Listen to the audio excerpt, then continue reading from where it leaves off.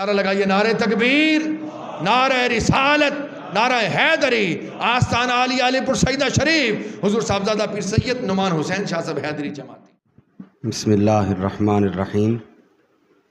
حضرات گرامی، وقت چونکہ بہت مختصر ہے اور ظہیر صاحب بھی گواہ ہیں اس بات کے، اور قبلہ شاہ صاحب سے بھی جو میٹنگز ہوئیں، ہمارا ارادہ صرف یہ تھا کہ حضرت امیر ملت کے آستانے کا لنگر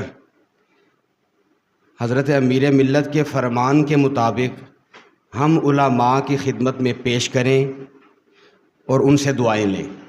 لیکن یہ حضرات فرمانے لگے کہ ہم نے لنگر شریف کا اہتمام تو کرنا ہے، یہ خالصتاً صرف دعوت ہے علماء کی حضرت امیر ملت کے آستانے کی طرف سے۔ تو یہ حضرات فرمانے لگے کہ حضور قبلہ عالم امیر ملت کا اتنا کام ہے کہ کچھ نہ کچھ علماء سے ہمیں سننا چاہیے۔ تو بہت خوشی ہوئی، بالخصوص سادات کرام نے جس محبت اور ذوق اور شوق سے، اور قبلہ صاحبزادہ صاحب نے اور بھی علماء کرام نے حضرت امیر ملت علیہ رحمہ آپ کے حوالے سے گفتگو فرمائی۔ اور واقعی ظہیر صاحب صحیح فرما رہے تھے کہ آپ کا اتنا کام ہے کہ بہت وقت درکار ہے کہ آپ کی حیات زندگی کے اوپر، حالات زندگی کے اوپر گفتگو کی جائے۔ تو ایک دو باتیں جو حضرات نے کیں اس سے ہی جوڑتے ہوئے، جیسے حضرت فرما رہے تھے کہ میرے حضور قبلہ عالم کا نام جماعت علی ہے، تو مختصر بیان کرتا ہوں کہ ایک واقعہ ہوا کہ حضور قبلہ عالم نے فرمایا کسی قصبے کے حوالے سے وہاں جانا تھا، تو کوئی غیر مسلم تھے، تو ان کے ساتھ جو ہے وہ گفتگو تھی، مباہلہ تھا، مناظرہ تھا، کچھ بھی کہہ لیں۔ تو مریدین جو تھے وہ کہنے لگے کہ حضرت ہم آپ کے ساتھ جائیں گے۔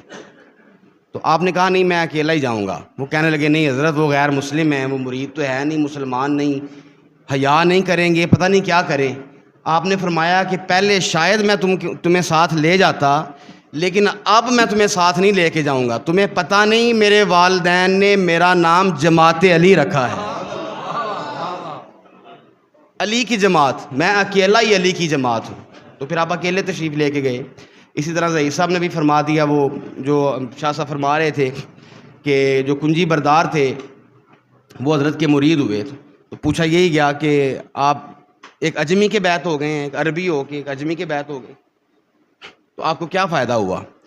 تو وہ فرمانے لگے کہ پہلے میں صرف جو ہے وہ دروازہ کھولتا تھا تو روزے کی زیارت ہوتی تھی، اب دروازہ بعد میں کھلتا ہے، روزے والے کی زیارت پہلے ہو جاتی ہے۔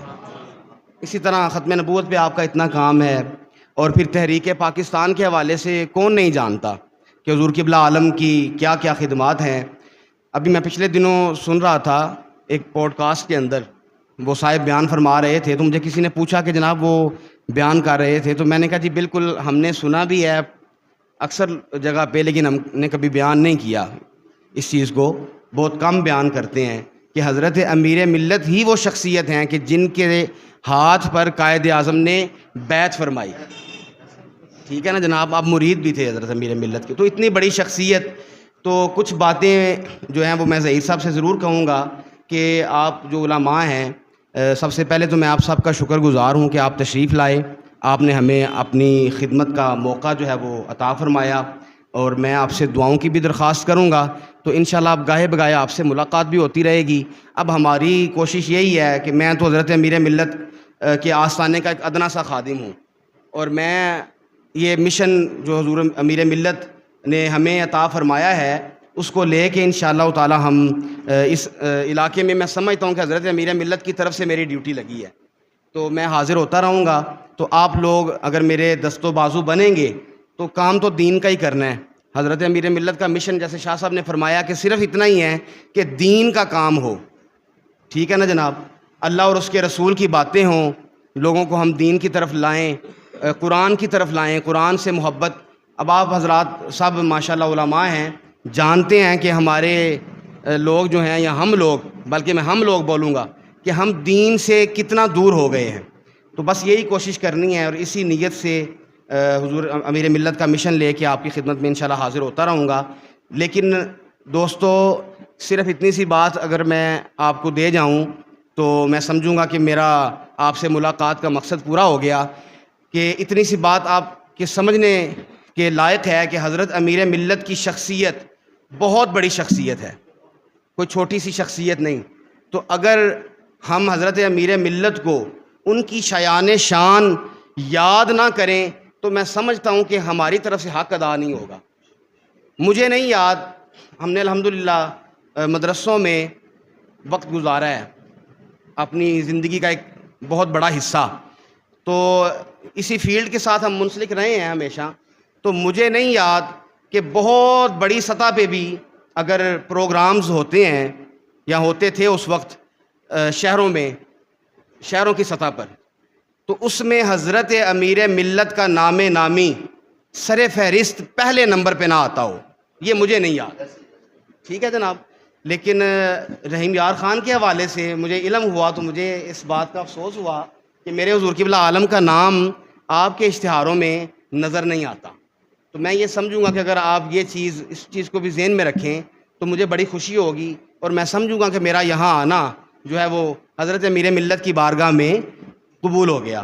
نمبر 1. نمبر 2 بات یہ ہے, دیکھیے اگر ہم بزرگان دین یا رسول اللہ صلی اللہ علیہ وسلم یا اصحاب رسول یا اہل بیت اطہار آپ کی زندگیوں کا چرچا ممبروں پہ کرتے ہیں تو اس کا مقصد یہ نہیں ہوتا کہ وہ ہمارے چرچے کے محتاج ہیں.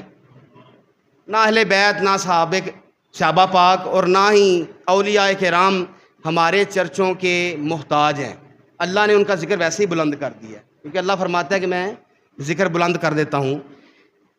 صرف مقصد یہ ہوتا ہے کہ اگر ہم ان کی زندگیاں ممبروں پہ بیٹھ کر ان کی زندگیوں کا چرچا کریں گے تو لوگ ان کی زندگیوں سے سیکھیں گے اور پھر اس پر عمل کریں گے.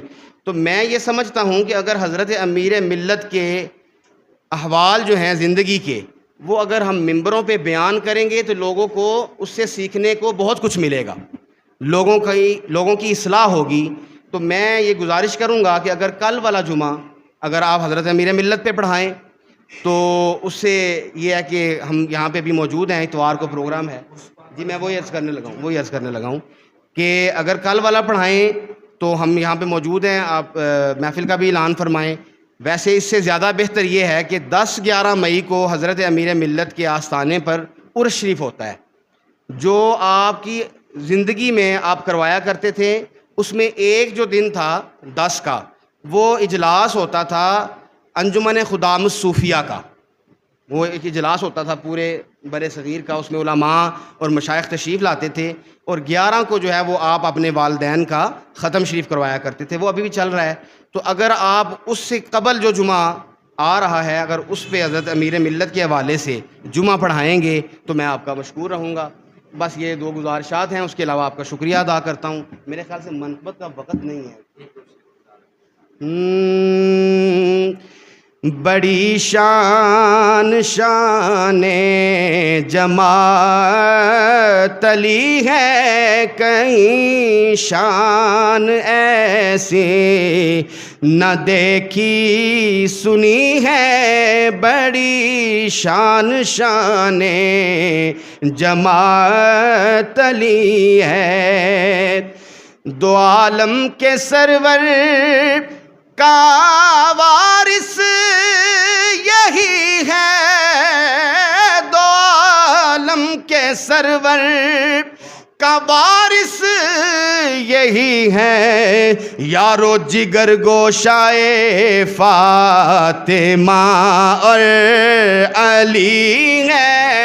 جگر گوشائے فاطمہ اور علی ہے. جگر گوشائے فاطمہ اور علی ہے. اور شہنشاہ بھکاری ہیں اس آستان کے, شہنشاہ بھکاری ہیں اس آستاں کے یارو یہ دربار حضرت جماعت سخی ہے، یہ دربار حضرت جماعت سخی ہے۔ یہ ہمارے پیر بھائی ہوئے ہیں ملتان سے، یہ ان کا ایک اپنا انداز تھا لکھنے کا، تو وہ ایک شعر لکھتے ہیں کہ جو پہنچا سرے حشر تو